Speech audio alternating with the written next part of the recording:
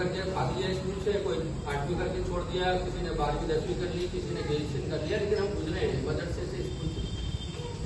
मदरसों में भी कोई 2 पारे का हाफिज बन के भाग देता है, कोई शुरू में कुरान पढ़ते वढ़ते छोड़ के भाग जाता है, कुछ पढ़ता है कुछ नहीं पढ़ता, कुछ लोग पूरा भी कर लेते हैं। लेकिन जिस चीज़ की तरफ मुझे आपको ध्यान दिलाना है, हो सकता है आप इसको पहले से जानते हो, मैं तो आपको सिर्फ तवज्जो इधर मजबूत करा रहा हूँ कि तालीम और तरबियत ये असल में 3 कोने की चीज़ है। त्रिकोण है, ये ट्रायंगल है। इसका एक कोना है बच्चा, दूसरा कोना है इसका वालिदैन और सरपरस्त, और तीसरा कोना है इसका टीचर और स्कूल। अगर ये तीनों कोने मिलकर ट्रायंगल नहीं बनता तो ना बच्चे की तालीम में तरबियत हो सकती है, ना वो कामयाब हो सकती है, अगर की जाए तो।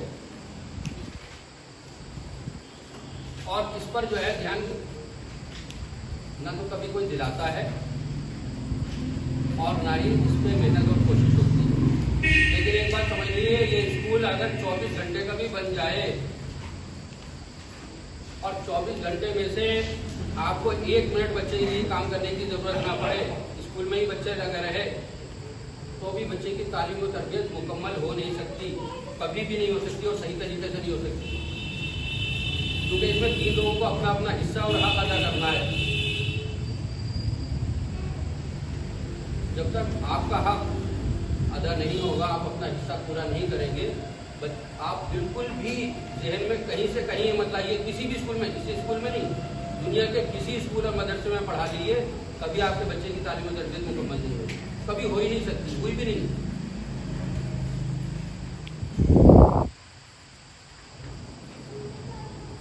दीनी तालीम बहुत बोला जाता है, सुनते हैं, कहते हैं, पढ़ते हैं, लिखते हैं।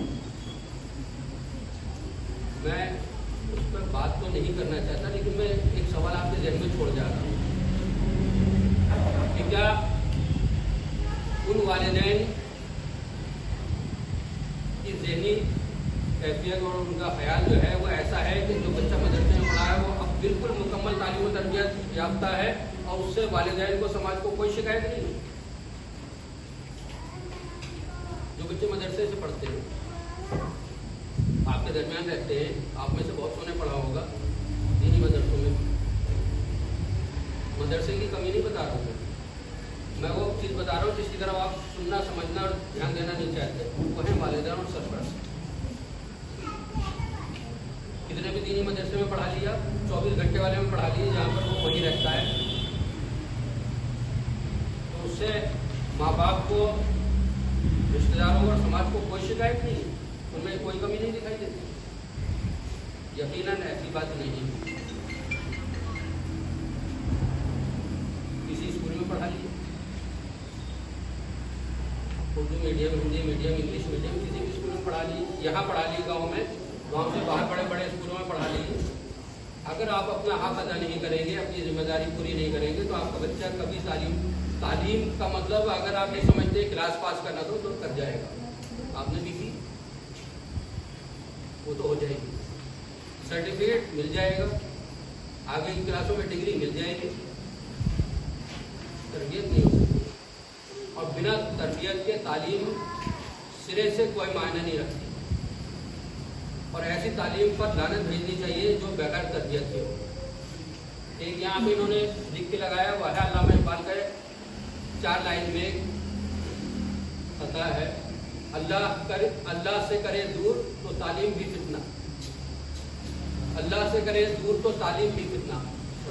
अगर वो अल्लाह से दूर कर देती है तो ऐसी तालीम फितना है, शैतानियत है, लानत है, ऐसी तालीम जो अल्लाह से दूर कर दे।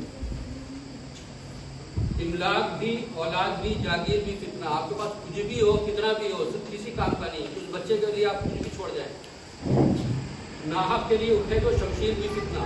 अगर हक के अलावा आप अपना जोर लगा रहे हैं तो वो भी आप लानत है, आफत है, अज़ाब है। वो शमशीर ही क्या, नारे तकबीर भी फितना। बहुत सारे शरीर लोग किसी मजमे में नारे तकबीर अल्लाह ऊपर लगा देते हैं और उसके बाद फिसाद बर्पा करके चुपके से निकल देते हैं।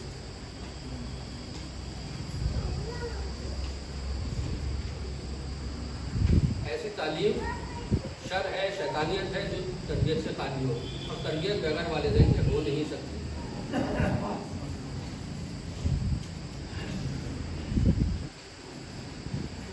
तो मेरा तो सिर्फ आपसे ये कहना है